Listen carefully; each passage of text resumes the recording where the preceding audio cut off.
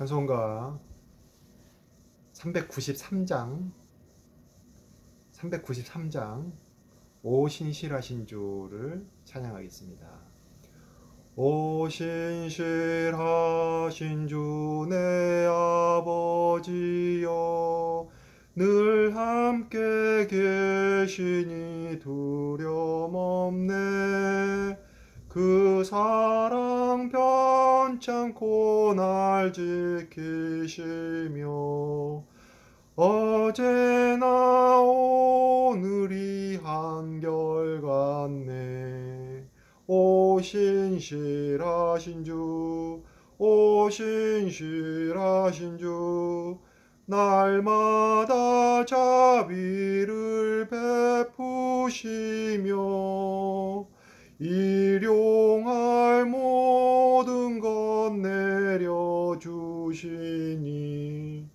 오 신실하신 주 나의 구주.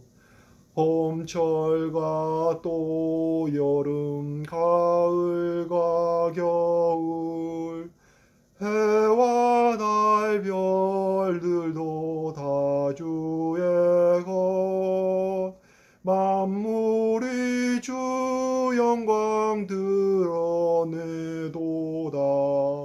신실한 주 사랑 나타내네. 오 신실하신 주, 오 신실하신 주, 날마다 자비를 베푸시며 일용할 모든 것 내려주시니 오 신실하신 주 나의 구주. 내 죄를 사하여 아니하시고 주 친히 오셔서 인도하네.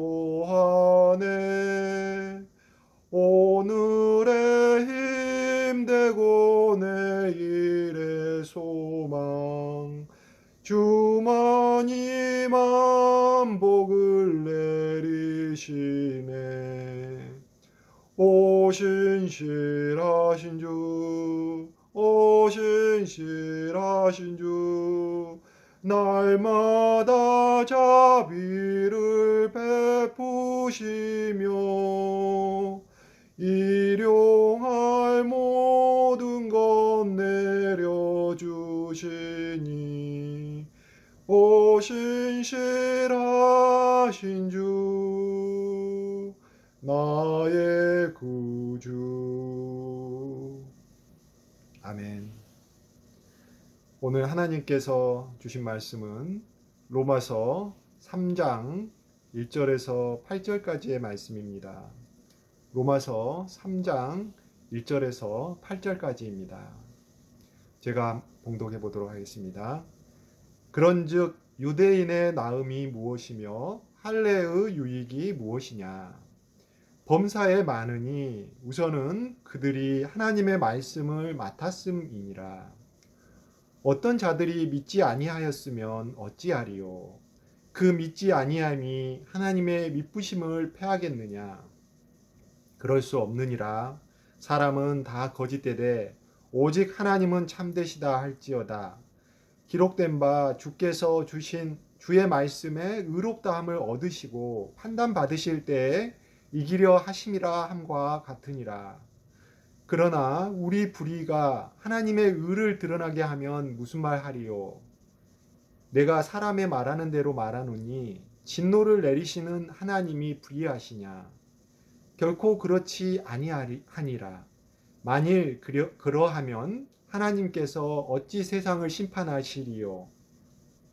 그러나 나의 거짓말로 하나님의 참되심이 더 풍성하여 그의 영광이 되었다면 어찌 내가 죄인처럼 심판을 받으리요? 또는 그러면 선을 이루기 위하여 악을 행하자 하지 않겠느냐?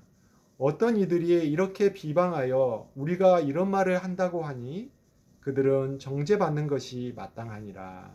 아멘. 오늘 본문은 유대인과 모든 인간의 죄된 본성에 대해서 이야기하고 있습니다. 오늘 본문을 읽으면서 참 로마서는 읽으면 읽을수록 어렵다는 생각을 했습니다. 루터가 500년 전쯤 그의 로마서 주석 서문에 이렇게 기록했다고 합니다. 로마서의 서신의 가치가 매우 높아 모든 그리스도인들이 한 구절 한 구절을 마음 깊이 새겨야 할 뿐 아니라 로마서를 영혼의 양식으로 삼아 매일 읽어야 한다. 로마서는 아무리 읽고 묵상해도 과하지 않으며 자꾸 다루면 다룰수록 더욱 소중해지고 그 맛이 좋아진다라고 썼다고 하지요. 복음도 마찬가지인 것 같습니다. 또 그리고 하나님의 말씀도 마찬가지입니다. 그 지혜와 지식은 우리의 경륜으로 모두 깨달아 알 수는 없습니다. 믿음과 은혜는 하나님이 선물로 주셔야 받는 것이지 우리 지혜와 지식으로 완전히 깨닫기 어렵습니다. 마치 모든 것을 깨달은 것처럼 교만해지는 것을 경계해야겠습니다. 그래서 매일 매 순간 말씀을 읽고 묵상하며 기도로 성령의 도움을 구하고 의지하면서 예수님을 바라보며 사는 것이 그리스도인의 삶인 것입니다. 오늘 로마서의 말씀을 어느 정도 이해하기 위해서는 로마서 전체에 대한 이해와 당시 바울이 로마서를 쓰게 된 역사적 배경을 이해해야 합니다. 로마에는 바울의 전도 전 이미 그리스도를 믿는 교회가 형성되어 있었습니다. 당시 로마의 교회는 유대인과 이방인이 섞여 있었고 아무래도 시작 당시에 주류는 유대인이었던 것 같습니다. 그런데 주 49년경에 로마의 황제 클라우디우스가 유대인 추방령을 내리게 됩니다. 그래서 로마의 교회에는 이방인만이 남게 되죠. 그런데 클라우디우스 황제가 54년경에 사망을 하면서 유대인 추방령도 효력을 상실하여 추방되었던 유대인들이 로마로 돌아오게 됩니다. 교회에도 유대인들이 돌아오게 되었지요. 당시 이방인들은 유대인들의 할례법과 음식법, 제사법 등에 대한 이해와 실행에 대한 강조를 많이 들었었는데 유대인의 추방으로 그 부담에서 잠시 놓여놨죠. 그런데 돌아온 유대 그리스도인들이 다시 이를 강조하는 분위기가 되었다고 추측해 볼 수 있습니다. 사도행전 15장에 예루살렘 공의회에서 할례가 더 이상 구원의 수단이 아님을 결정한 것을 기억하실 것입니다. 그때가 주 49년경인데요. 그 결정의 효력이 널리 바로 미치고 효력을 발하였다라고는 보기 어렵지 않겠습니까? 왜 우리도 하나의 결정이 확립되기까지는 많은 진통들이 있지 않습니까? 바울은 이러한 배경하에서 로마의 교회 성도들에게 유대인과 이방인의 관계와 보편적인 죄와 구원에 대해서 알리는 편지를 보냈다고 볼 수 있을 것 같습니다. 로마서의 성격에 대하여도 많은 논의가 있습니다. 전통적으로 복음에 대해서 집대성한 신학 논문이라고 보는 견해가 많지만 위에서 살펴본 바와 같이 그 당시의 상황적인 시대적인 로마 교회 성도들에 대한 특수한 서신이다라고 보는 견해도 있습니다. 우리는 이 둘을 분리해서 볼 것이 아니라 함께 봄으로써 로마서를 통해 나타내신 하나님의 뜻에 좀 더 근접하여 볼 수 있을 것 같습니다. 오늘 본문도 어렵지만 이런 종합적인 관점에서 접근하여 보면 좋겠습니다.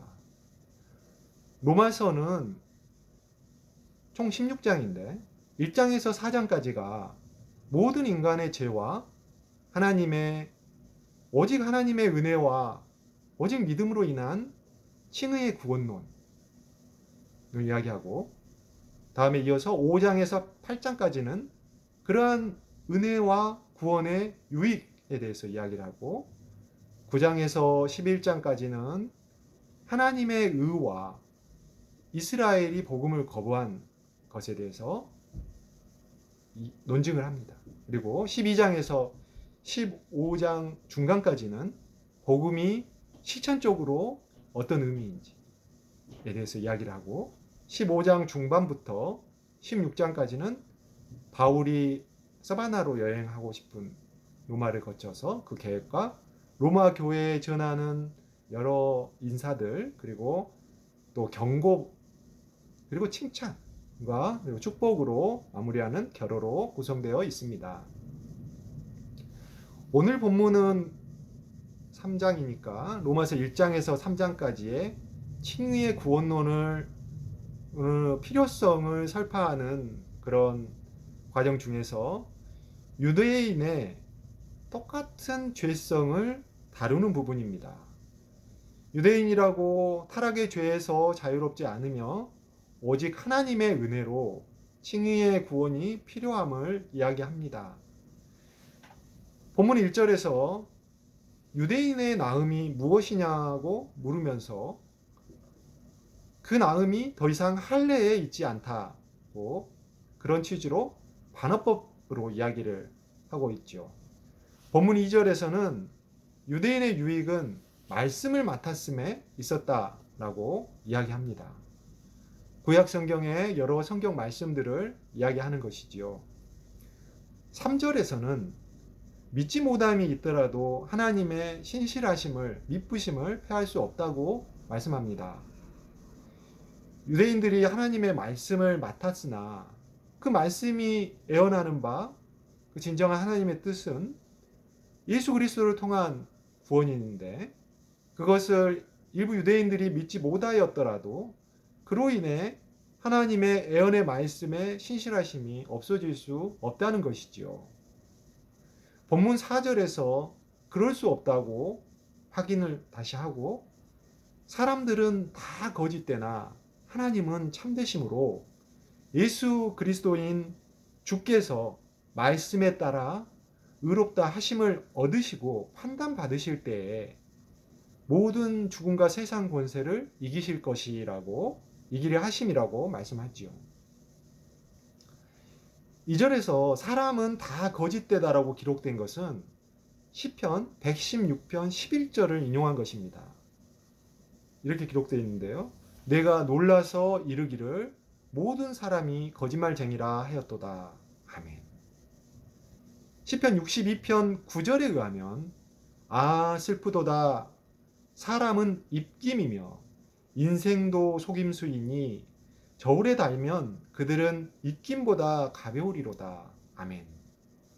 유대인들이 아무리 말씀을 맡았고 본인들이 의롭다라고 주장을 해도 그들의 말씀이 하나님의 애언의 말씀들을 올바르게 깨닫지도 못하였으며 나오는 말들이 다 거짓되다는 말씀이죠. 본문 5절에서는 유대인의 불의가 하나님의 의를 드러나게 되면 무슨 말을 할 것이냐고 반문하며, 하나님의 의는 인간들이 판단할 수 있는 것이 아니며 진노의 심판을 내리시는 하나님이 불의하실 수 없다고 말씀을 합니다. 6절에서 하나님이 세상에 대한 심판의 주권을 다시 확정합니다. 그리고 7절, 8절에서는 거짓말을 하는 것조차도 하나님의 참되심과 영광을 드러나게 하는 것처럼 자신의 공로로 주장하는 인간의 끝없는 죄성에 대해서 이야기합니다. 그 거짓말이 하나님의 영광을 드러내게 하는 데 쓰였으니 자신이 그 공로로 심판에서 면제돼야 한다고 주장하는 것에 대한 반론입니다. 하나님의 영광은 그 자체로 드러나는 것이지 인간의 공로에 의지할 것이 없으므로 자신의 공로를 주장하는 어떤 인간도 심판을 면할 수는 없다는 것이지요. 마치 이런 것과 같습니다. 우리 인간이 예수님의 십자가 보혈로 회개하고 죄 사함을 받으면 죄를 용서받고 구원을 얻는 것을 믿는 사람이 있다고 칩시다. 그런데 그 사람은 이렇게 생각을 합니다. 언제라도 회개하고 예수님 앞에 나아가면 그 십자가의 보혈로 용서받으니 실컷 죄를 짓고 나중에 회개하면 될 것 아니냐고 그렇게 생각하면서 그렇게 말하는 것과 유사합니다. 이것은 구원을 자기의 공로로 이루려고 하는 것과 다름없으며 이런 믿음은 구원받는 믿음이 아니라는 것이지요. 오늘 본문에서 유대인의 죄라고 해석되는 부분들은 사실 이방인들과 모든 인간들의 죄로 치안해도 별 다를 것은 없는 말씀들입니다. 우리가 성경의 말씀들을 곡해하고 편애하고 또 무시한다면 우리도 로마서의 청중이었던 유대인과 다를 바 없는 현대의 유대인이 되고 말 것입니다. 바울은 모든 유대인의 죄에 대해서 이야기한 후 칭의의 구원의 필요를 제기하기에 앞서 이방인을 포함한 모든 인간의 죄에 대해서 종합합니다. 오늘 본문에 바로 뒤에 이어 나오는 3장 9절에서 12절까지를 제가 읽어보겠습니다. 그러면 어떠하냐? 우리는 나으냐? 결코 아니라 유대인이나 헬라인이나 다 죄 아래에 있다고 우리가 이미 선언하였느니라. 기록된 바 의인은 없나니 하나도 없으며 깨닫는 자도 없고 하나님을 찾는 자도 없고 다 치우쳐 함께 무익하게 되고 선을 행하는 자는 하나도 없도다. 아멘. 복음의 종국은 우리의 완전한 구원, 부활로 인하여 예수 그리스도의 영광을 입는 것, 영화입니다. 복음의 시작은 인간의 타락, 완전한 절망, 스스로의 죄에 대한 처절한 깨달음, 모든 인간이 죄인이고 자신도 예의가 아님을 보는 것입니다. 예수님을 믿었다고 바뀌는 것이 아니고 여전히 죄인이며 항상 죄인이며 속죄함 받는 죄인일 뿐임을 믿는 오직 예수 그리스도를 믿음으로만 하나님께서 의롭다 여겨주시는 것일 뿐임을 믿는 가난한 마음입니다. 이런 자신이 십자가에 달리신 예수 그리스도와 함께 모든 죄와 함께 죽어야만 다시 하나님께서 살리실 것임을 믿는 부활의 믿음으로만 우리는 하나님께 의롭다 하심을 받을 수가 있습니다. 근데 이러한 믿음이 얼마나 어렵습니까? 오직 죄인인 우리의 지혜나 공로로는 불가능하지요. 그래서 하나님께서 자신의 의를 전가하는 칭의를 선물로 주셔야만 가능한 것입니다. 오직 은혜로만 가능한 것입니다. 오직 말씀으로만 가능한 것입니다. 오늘 말씀을 통하여 복음을 깊이 묵상하시면서 하나님께서 주시는 의의 선물, 믿음의 선물, 구원의 선물을 받고 그 기쁨과 감격으로 십자가 지시는 삶을 살아가시는 천국 소망이 있는 성도들 되시기를 주님의 이름으로 축원합니다. 기도합니다. 사랑하는 주님, 오늘 말씀은 참으로 어려웠습니다. 할례의 유익이 무엇인지, 유대인의 나음이 무엇인지 이해하기가 어려웠습니다. 그러나 말씀을 사모하는 말씀을 주셔서, 마음을 주셔서 저희들이 유대인이나 이방인이나 모두 다 예외 없이 똑같이 멸망당할 진노의 자식들, 그리고 죄인들일 뿐임을 깨닫게 해주시고 알게 해주셔서 감사합니다. 저희는 오직 하나님께서 저희에게 주시는 긍휼이 없으면 멸망당할 죄인일 뿐인데, 하나님께서 긍휼하셔서 그 풍성하신 사랑으로 인해서 그 자신이 예수 그리스도의 몸으로 저희에게 오셔서 정말 저희와 같은 그 마음의 죄를 지시고, 그리고 아무 죄 없는 의인이신 예수 그리스도께서 어린 양 되셔서 그 무거운 십자가를 지고 조롱과 멸시와 천대를 받으면서 이렇게 그 갈보리 언덕길 고난의 가시밭길을 걸어가셔서 십자가의 저주를 받고 죽으심으로써 저희의 모든 죄를 감당하시고 희생제물, 화목제물이 되셔서 저희에게 구원을 주시니 감사합니다. 이렇게 본인이 죽으심으로써 의롭다 하심을 판단받고, 그리고 하나님께 의롭다 여기심을 받으셔서 그것이 똑같이 저희에게 전가된 믿음을 주심으로 저희들이 의롭다 하심을 받고 다시 새 생명으로 살아나게 해주시는 구원의 기쁨의 감격을 주셔서 하나님 감사합니다. 저희들 이 기쁨의 감격을 가지고 복음을 깊이 묵상하면서 하나님이 주시는 구원의 기쁨과 감격으로 십자가 지는 삶을 감당할 수 있도록 성령께서 저희를 인치시고, 또 그리고 저희에게 가르쳐 주시고 저희를 지키시고 저희를 인도하여 주시기를 주 예수 그리스도의 이름으로 간절히 기도드렸습니다. 아멘.